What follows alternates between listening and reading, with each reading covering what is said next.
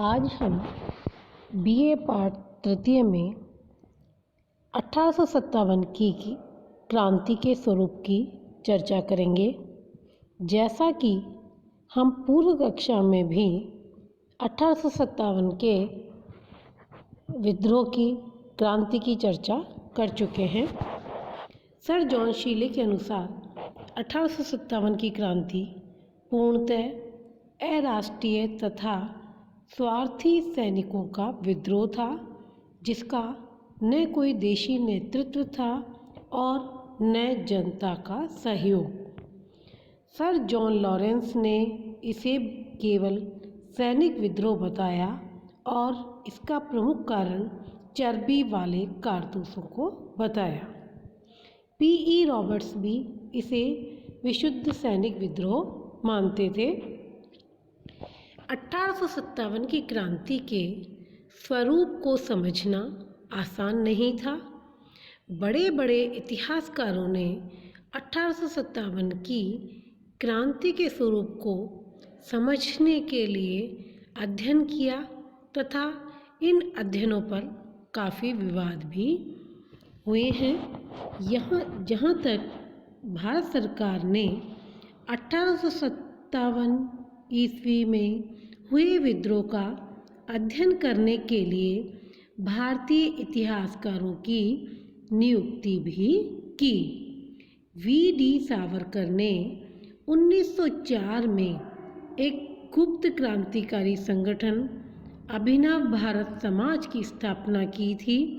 उन्होंने 1909 ईस्वी में एक पुस्तक का प्रकाशन भी किया था, the India war of independence 1857। इस पुस्तक में वी.डी. सावरकर ने 1857 ईस्वी के हुए विद्रोह को प्रथम स्वतंत्रता संग्राम की संज्ञा दी। आज़ादी के बाद भारत सरकार ने 1857 के विद्रोह का इतिहास लिखने के लिए सरकारी इतिहासकार के तौर पर एस.एन. सेन की नियुक्ति की। एस.एन. सेन की पुस्तक का नाम था 1857। 1857 नामक पुस्तक में एस.एन. सेन ने 1857 के विद्रोह को राष्ट्रीय स्वतंत्रता आंदोलन मानने से इनकार कर दिया। उन्होंने बताया कि 1857 के विद्रोह को किसी भी स्तर पर राष्ट्रीय स्वतंत्रता संग्राम नहीं कहा जा सकता।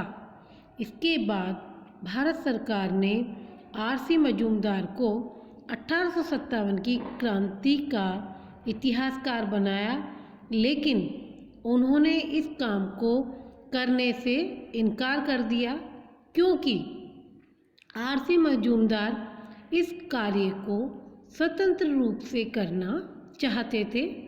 इन्होंने स्वतंत्र रूप से अपनी पुस्तक the COP mutiny and the rebellion of 1857 का प्रकाशित करवाई। इस पुस्तक में उन्होंने यह निष्कर्ष निकाला कि यह तथाकथित प्रथम राष्ट्रीय स्वतंत्रता संग्राम न तो प्रथम था, न ही राष्ट्रीय था और न ही स्वतंत्रता संग्राम था। 1857 का विद्रोह अंग्रेजों के खिलाफ पहला विद्रोह नहीं था। 1757 ईस्वी में अंग्रेजी हुकूमत की स्थापना के बाद पहला विद्रोह सन्यासी विद्रोह था। इसके बाद लगातार विद्रोह चलता रहा। आधुनिक इतिहासकारों के द्वारा 1857 की क्रांति को स्वतंत्रता आंदोलन नहीं माना क्योंकि 1857 के विद्रोह के अंतर्गत ब्रिटिश शासन से स्वतंत्र होने का दृष्टिकोण था।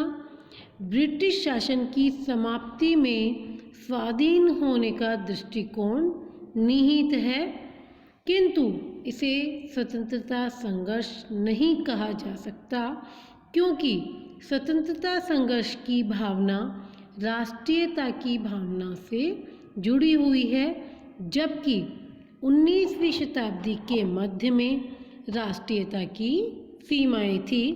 भारत में राष्ट्रीयता का विकास 1857 के बाद हुआ।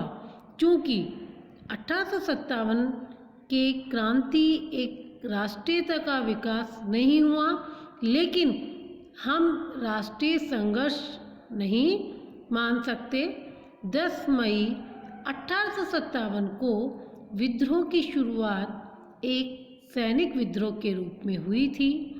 12 मई 1857 को विद्रोहियों ने मुगल सम्राट बहादुर शाह जफर को विद्रोहियों का नेता घोषित कर दिया।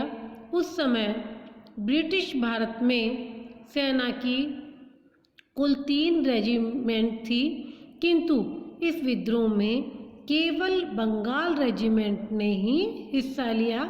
उसमें भी बंगाल रेजिमेंट के सभी सैनिकों ने हिस्सा नहीं लिया था।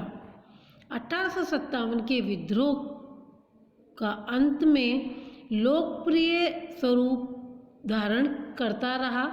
इस विद्रोह को जनता की बड़ी भागीदारी भी प्राप्त नहीं हुई, लेकिन फिर भी भारतीय समाज का प्रत्येक तबका इस विद्रोह में भाग नहीं ले सका।